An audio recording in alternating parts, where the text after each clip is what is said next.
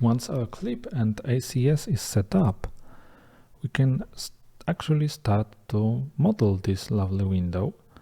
And to do that, first we need to make sure that our active level is the proper one, in this case a window, and that we have at least one pair of a corresponding views.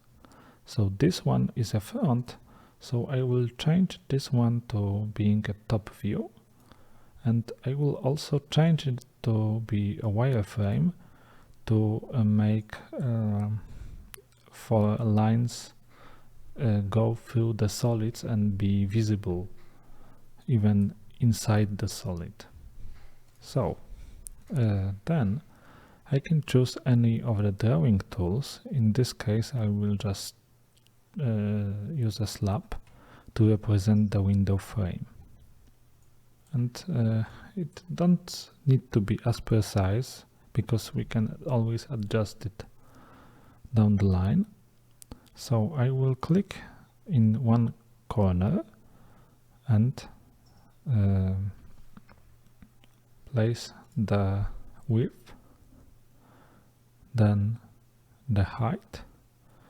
As you can see, I am observing the points, but I am not snapping to them. So I will confirm the height, and then I will use the corresponding view to add a depth to my window. I will make it a little like that. We have no information about the interior, so I need to assume something.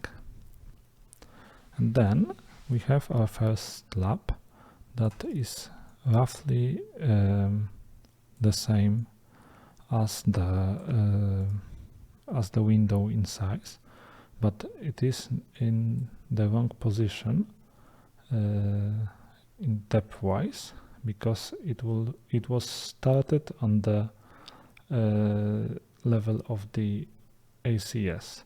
So in the top view I will grab this handle, and I can either lock the direction to adjust it in this direction by pressing T for top and then enter to lock the direction.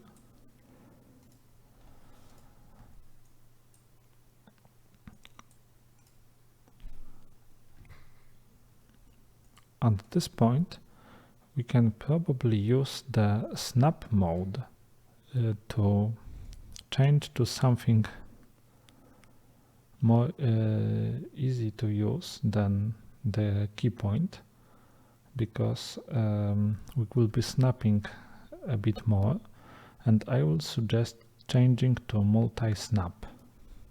And if we do this, then we can adjust our solid by clicking anywhere on it, on the existing line. So if we have this, then I will return to the front view and actually change it to the wireframe to see more clearly, and I will select this outer frame and go to the manipulate in the home tab and copy this solid a little bit down, and then adjust the sides.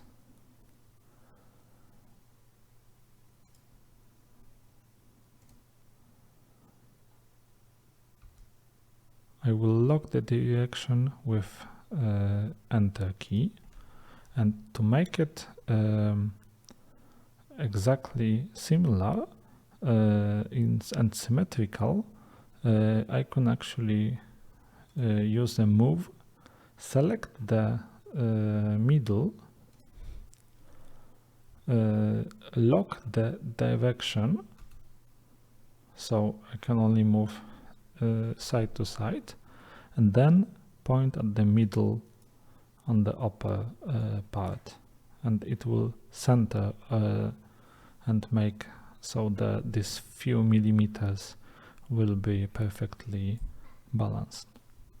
So now what is left to adjust the bottom? It is something like that, or even now there is no inner frame on the bottom, so it will look more or less like that. But also I need to cut every other shape, so at this point I need to make sure that what I am cutting is on the correct depth, and as you can see, this middle bar is actually on the same depth as the outer frame, so it shouldn't be cut. So I will change it so the inner frame will be like that, and then I will use a mirror tool with the vertical setting and make a copy enabled to make a copy of my solid like that. And then I need to adjust both of them because they should represent the cutout that will differentiate the outer frame, like here, and the inner frame, which is here on this depth. So I will actually change the depth by turning the AccuDraw compass to the top by T, and then the same for the inner part, sorry, T, and I will go to match the middle of my point clouds data, because some of the points should be in the interior and so some on the exterior of the solid we drawn. Okay, and then the same for the second solid. It will be quicker if I did it the other way around, but don't worry. And it is roughly the same depth. We can adjust it a little bit more by moving them a bit that way. Okay, this is well within the tolerance. And now we can actually cut those as an openings. So we can go to Boolean tools and choose difference feature to cut those from the frame. As you can see, now there are holes to represent the inner frame. But we will go to the front view once again, and then we need a slab that will represent the glass part. So I will make yet another slab, this time snapping to the outer frame here, here, and here.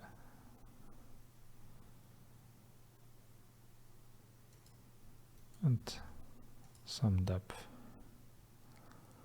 And there's plenty of ways to do that, but the easiest will be just to roughly match the point cloud and you can also set it perfectly in the middle. Now you can copy the same slab, but first I will adjust the depth because it will reduce the amount of work afterwards. So I will adjust the depth by selecting the corner and then by pressing T to rotate the accu and then roughly match the glass depth. Then I can copy this one to the bottom to match this inner frame and adjust the length. If I have those two, then I can select both of them and make a mirror like that. The final step will be to cut those from the solid, and I will go to the illustration view to make it more visible and also use the difference feature tool to cut this from the frame solid, and we have a complete window.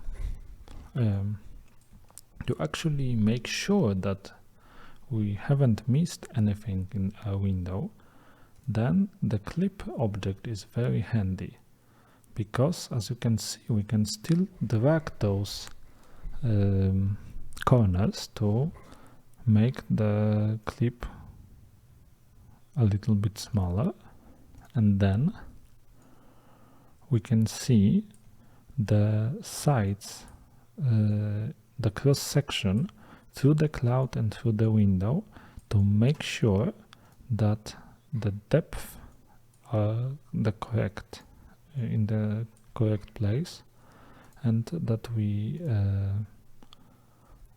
hasn't mistake any of the parts. So we can basically make as thin of the cross section as we want,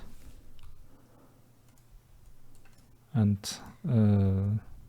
usually the thinner the better. And I will go to the top view, and as you can see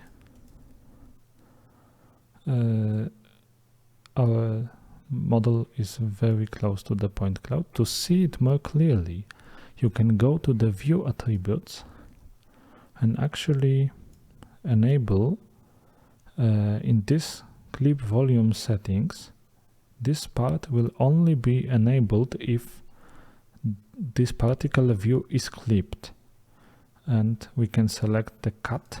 It will create like a virtual cross-section line when our clip is ending. So as you can see, our drawing matches the cloud quite well.